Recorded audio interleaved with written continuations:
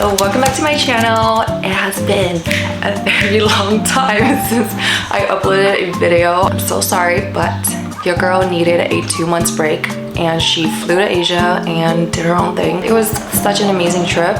It was the trip that I needed to reset my everything, my life, my goals, the future me. It's so cliche, but I felt like I finally figured out what was important to me, and I told myself I'm gonna be more consistent with posting and content creation. It's just sometimes I'm like, it terrifies me to talk to a camera, but I think I can kind of handle it now. So today is the long-awaited video that everyone's been like screaming for, but I'll be talking about my full rhinoplasty surgery that I did in Vietnam. I'm gonna be answering all the questions that you guys sent to me, commented on TikTok, Instagram DMs, all of that. I get really thirsty from talking. Okay, so if you see me reading my phone a lot, it's not because I'm trying to ignore you, but I'm just reading all the questions that I wrote down. I can't say the word. I categorize all the questions in sections just so it's just easier. Questions. Oh my gosh, I got that from Call Her Daddy. So now when I hear questions, I always think of questions of the week.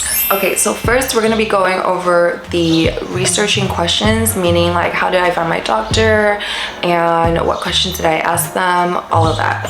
So the first question is, how did I find my doctor?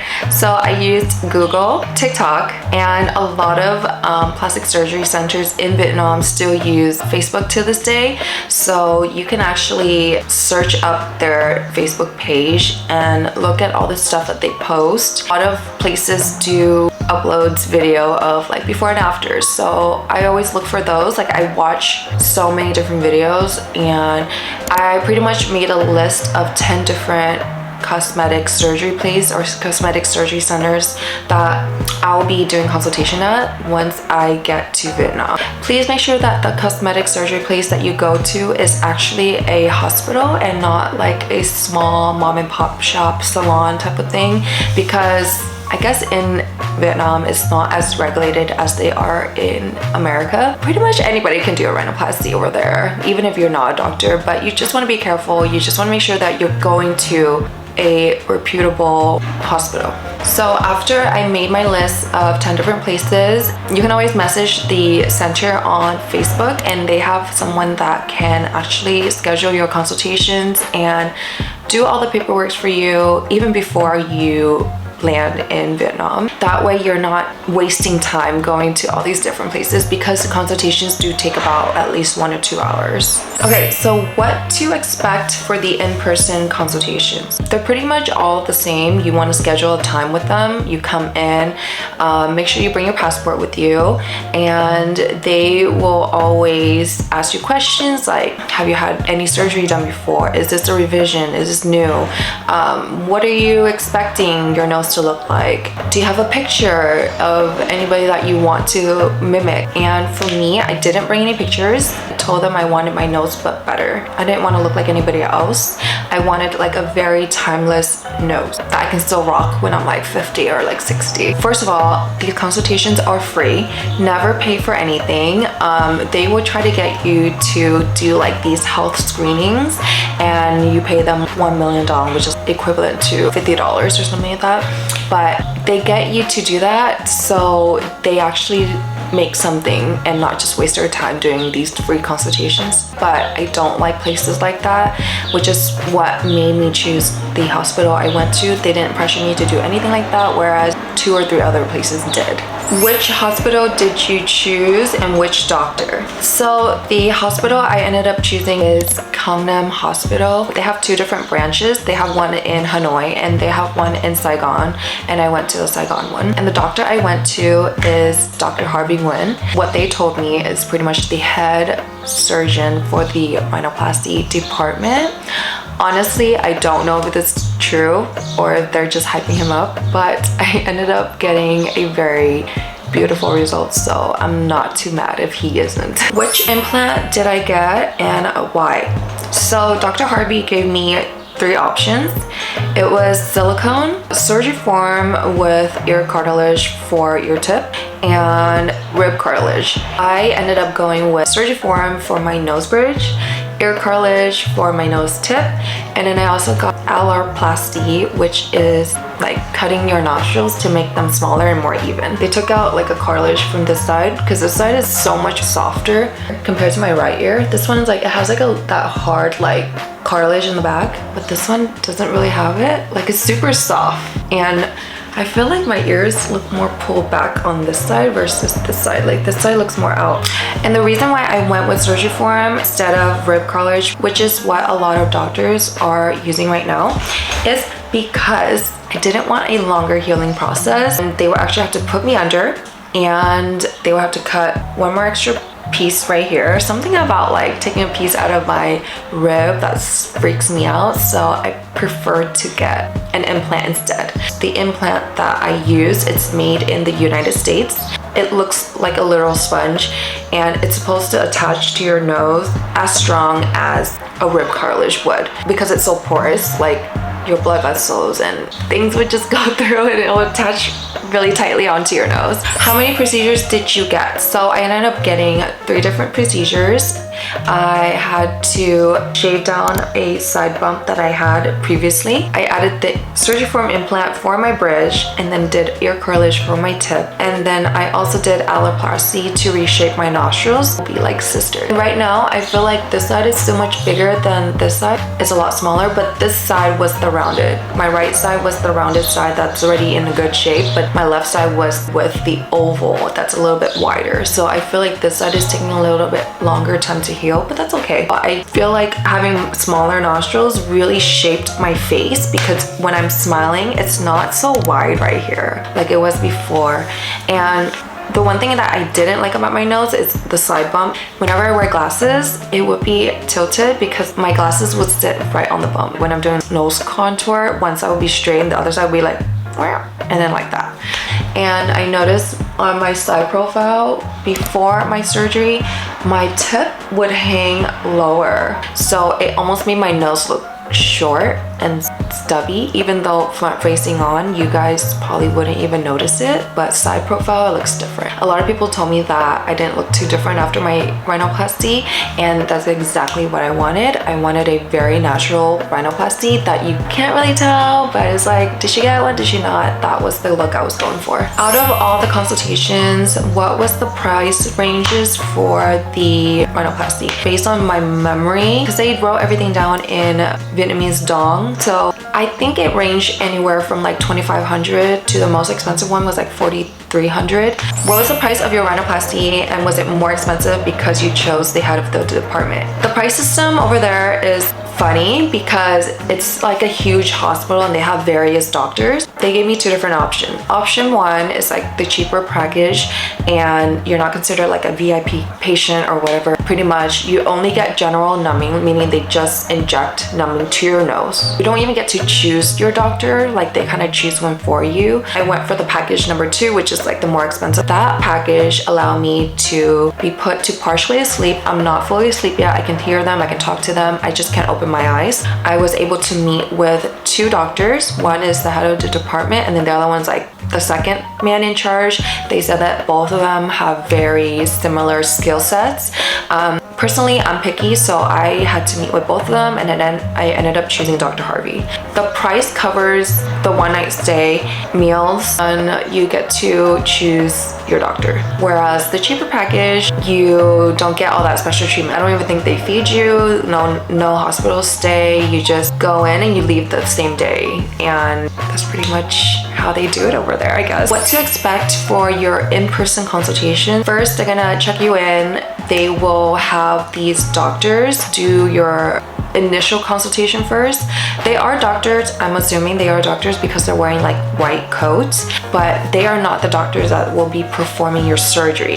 Excuse me, I just burped. The real doctor that will be performing your surgery, you will not get to meet them until you let them know if you're gonna go for the cheaper or more expensive package. Pretty much give all of the expensive package to the best doctors, and then they give like the regular package to the newer doctors, unless you're going to a cosmetic center that specifically only has one doctor that specializes in rhinoplasty. This person asked, how did you pay for the rhinoplasty?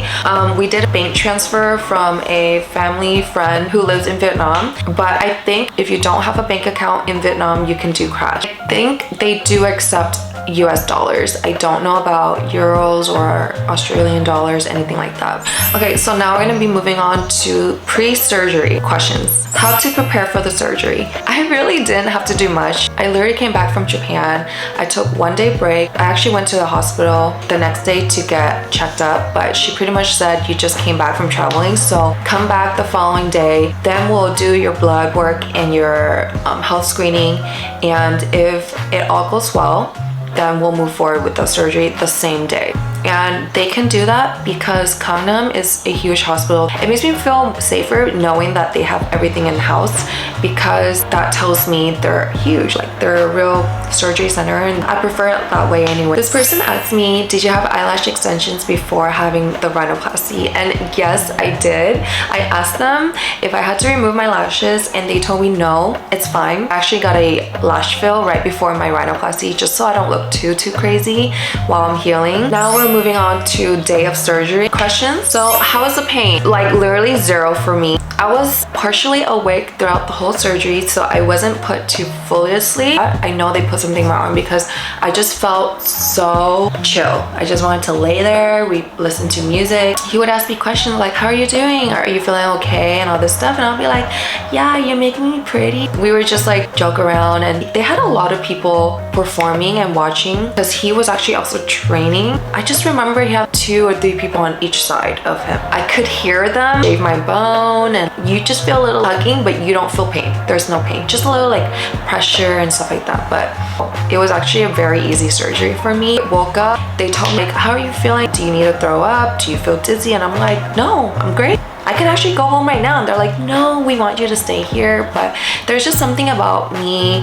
I can't sleep in a new environment, so I prefer to go home. In hindsight, I would actually stay the first night in the hospital. This area was just, it started to get so uncomfortable by the end of the night, and I didn't have like the proper pillows and I wasn't as comfortable. One tip is stay in the hospital so the nurses can take care of you 24/7, then go home. And at the hospital, they would feed you food too. Because I decided to go home, they gave me like all of my 4 meals to go take home. They went over like all the medicines I have to take, and surprisingly, even though I just got out of surgery, I remembered everything. I don't even know how, but I remembered everything. Did I get an open or closed rhinoplasty? So I ended up getting a open rhinoplasty, and how I know is that I have these lines, they sew me here and my sides, whereas the closed one, they just go through your nostril and they don't cut anything open. Did I go alone to the surgery? Going to the hospital visits, I had my mom with me the whole time, and I would definitely recommend having someone to drop you off and pick you up. That way you're just not loopy in the car ride by yourself. It's just safer that way. I actually even had a video of myself right after the surgery. Like I felt normal. I felt like I can like walk around and go on with my day. I was just like a little swollen. It was like the chillest surgery in my life. I think it's because I didn't have to be put asleep. So my battery died. And in the meantime, I got boba. They're so good. Next question is, what type of food did I eat and did I have to avoid anything? And yes, they had an extensive list of foods I could not eat. And pretty much the only food that I could eat was pork and white fish. And that's pretty much it. I had to avoid beef, chicken, eggs, no sticky rice, no morning glory vegetable, no seafood. Seafood was huge. Like they were like, do not eat seafood at all because it can make your nose itchy, like your scars itchy. Beef, they say don't eat it because it can make your scar keloid. And same thing with chicken, you can have allergic reaction to it. They say that if you eat eggs, it can make your scar turn white. And for sticky rice, it can make your scar also have an itchy reaction. But I just got so sick of eating pork and fish only, and honestly I really didn't listen to my doctor. I ate everything. Day 6 or 7 is when I started eating chicken and beef here and there to see if it would have me react. Nothing happened. I also read online forums about eating like all those types of food that I was supposed to avoid. Nothing ever did happen, so I continued to eat them, and I would just test it if I notice a reaction or not. I had to avoid that whole list of things I could not eat for 1 month, and I didn't even do that. So, but don't take it from me. Don't listen to me. Listen to your doctor. The one thing that I would totally recommend is bring arnica with you to help with swelling and bruising. I took arnicas for about 3-4 days leading up to the surgery, like 3 times a day according to the packaging. I feel like that's why I wasn't super bruised after the surgery. On top of that, I also drank a lot of pressed juices. I would get something with pineapple in it. The reason why is pineapple has this ingredient called bromelain, and it just helps with bruising and de-swelling, and you can also take bromelain supplements if you want to. So now we're gonna head over to post-surgery questions. This person asked, what was the hardest part of healing? The hardest part is having 2 nose plugs in your nose. That part, I would say, is like the most uncomfortable feeling in the world because you literally cannot breathe through your nose. You have to breathe through your mouth all day long. It's kind of gross. And my nose plugs had like these 2, they look like straws, and then it would just be like dripping out. So I was just like dabbing my nose so much that this area started peeling a little bit. It felt so chapped. My lips were dry from mouth breathing. My throat was so dry when I was sleeping at night. I think the first 2 nights of sleeping was horrendous for me. I wish I had sleeping medicine. I would just wake up and my throat feels like shriveled up. One more thing I would like to add is that you should bring a lot of cough drops with you. That's the one thing that I regret not grabbing. I don't know why, I just like didn't think about it, but other than that, there was just no pain. It was just like a lot of uncomfortableness. Another thing was that I couldn't wash my face for 10 days because I had a cast on. I did replace my cast halfway through. By day 5, they had me come in. We removed the first cast. She cleaned my nose and then she replaced it with like a new cast. But I would say by like day 7 or day 8, I was just itching to wash my face. I would have to get my hair washed at the hair salon. And a good thing about going to Vietnam is that you can actually afford to get your hair washed. What day can I breathe again? So around day 3, right when I took out my nose plug, I would say taking out the nose plug was uncomfortable. It wasn't like painful. There was no blood, no nothing, because by day 3, all of your blood and all of the mucus and all of my snot was absorbed into the plugs, and it was the best feeling. My airways were so clear. I just felt so free to breathe through my nose again. How long do you have to set aside time for healing? The whole healing journey is about 10 days. I would set aside at least 10 to 12 days just for this healing process. That does not mean you have to stay indoors for those 10-12 days. It just means that you have to make sure that the next 10 days you are available to go to the hospital. They have like a whole list, like take-home manual of like things I have to do and what days I have to come back. It was like every day or every other day I had to go back to the hospital. Did taking out your stitches hurt? Yes.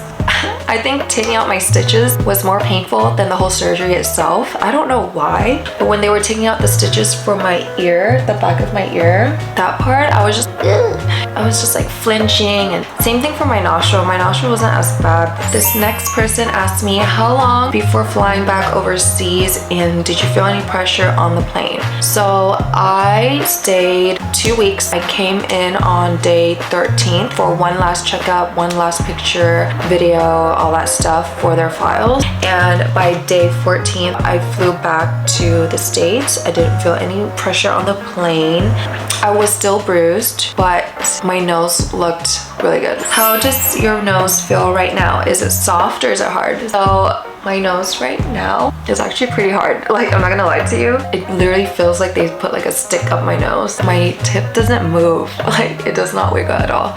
But the doctor did say once it's finally done healing and it's softened up, then I can literally wiggle it and maneuver it however you want as if it's a real nose. So I'm just waiting to get to that point. But yeah, this is my second month post-op, and yeah, it's still hard. So last question is, how is your ear scar and does it still hurt? I don't know if you guys will be able to see this, but my ear has no scar. Literally scarless. The ear is normal, it's just a little tender. Being chopped off, no I'm just kidding.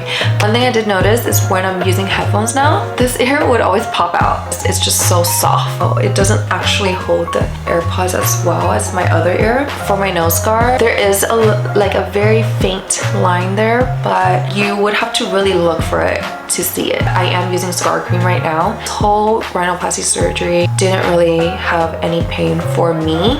It was just some pressure, uncomfortableness because of like swelling here when I'm healing, and then tenderness around my ear. But other than that, I think Dr. Harvey did a wonderful job with my surgery, and I would totally recommend him. And he did a really good job of keeping it very natural. I don't think if I told you guys I got a nose job, nobody could really tell like I did. That is the end of my video. Let me know if you guys have any other questions for me. I'll try my best to get to it. If I don't reply, you can send me a DM at HiTammyK, and please thumbs up if you like this video. I'll talk to you guys next time. Bye.